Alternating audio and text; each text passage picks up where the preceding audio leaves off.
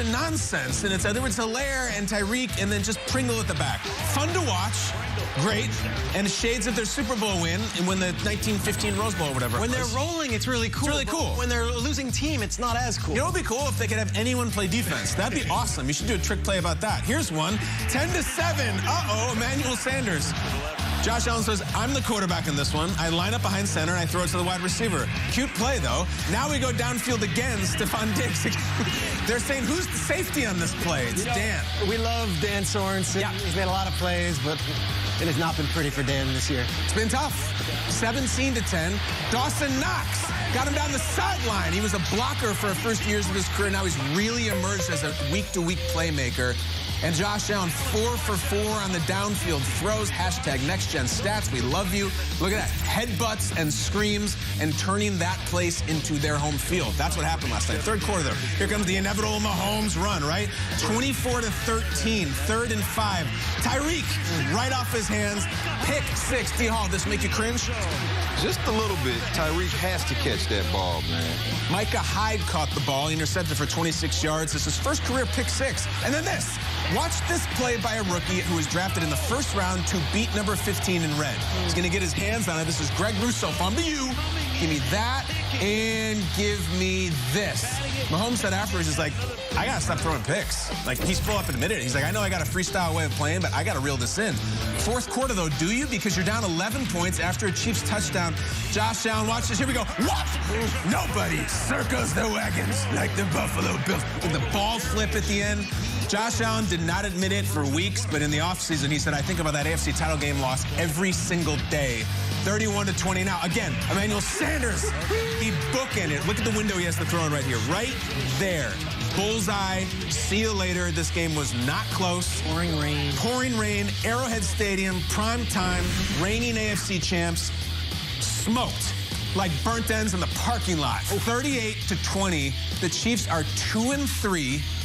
Mahomes afterwards says, we're going to remember this one. Might have to just take it on the chin. I mean, you got to get better. I mean, that's at the end of the day, that's what we got to do.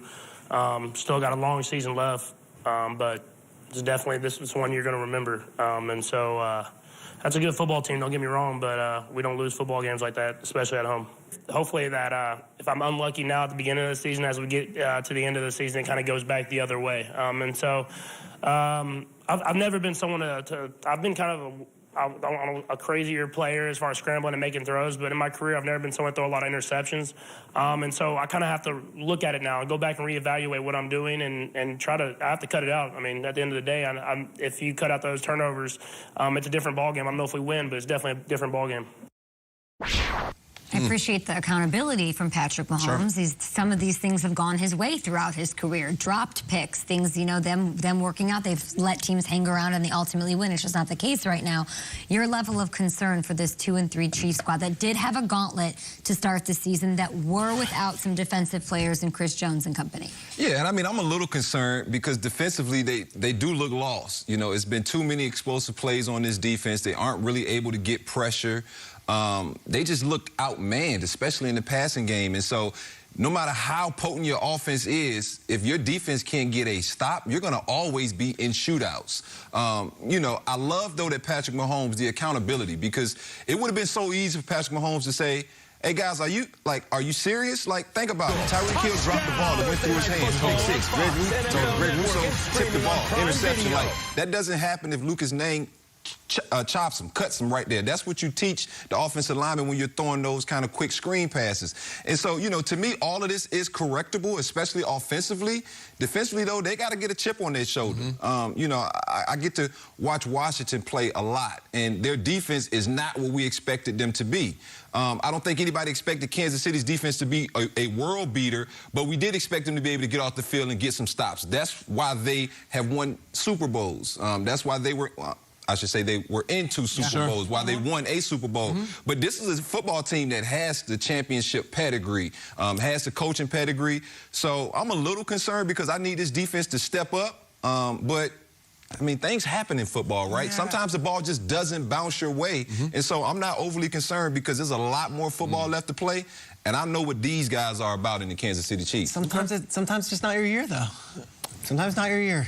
This is not the Chiefs team of recent.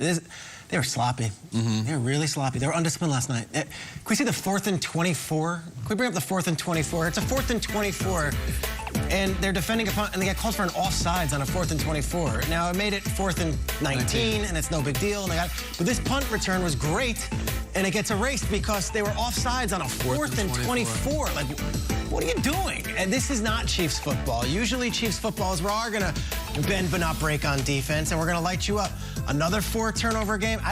It's okay to say it. I don't think they look dialed in. I don't think they look as crisp as they usually do. And gosh, they got a gift from the gods last night. Look at this fumble here. I mean, that's terrible.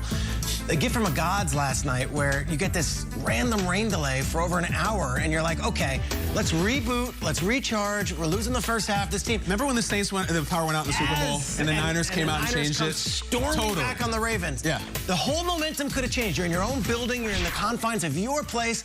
You've got this Bills team for over an hour sitting in a cold locker room with cold sandwiches and sitting there without their music, without their lockers. Cool them off.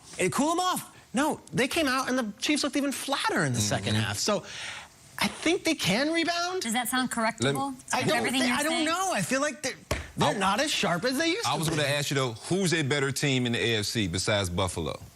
And that's a different game. If Patrick Mahomes doesn't turn the football over. If that Chiefs team goes into L.A., I don't see them winning. If that Chiefs team's going into Cleveland, I don't see them winning. The Chiefs team last night was at home against a team that they never lose to. I agree. In weather conditions for them at night, under the lights, with Collinsworth ready to go absolutely hammer. We love you, Mahomes. Listen, it's time. It's time. We can say it's time. It's time. You can say it doesn't make it true, though. Fair. No, I like the players' just like I can say it doesn't make it true. We'll see.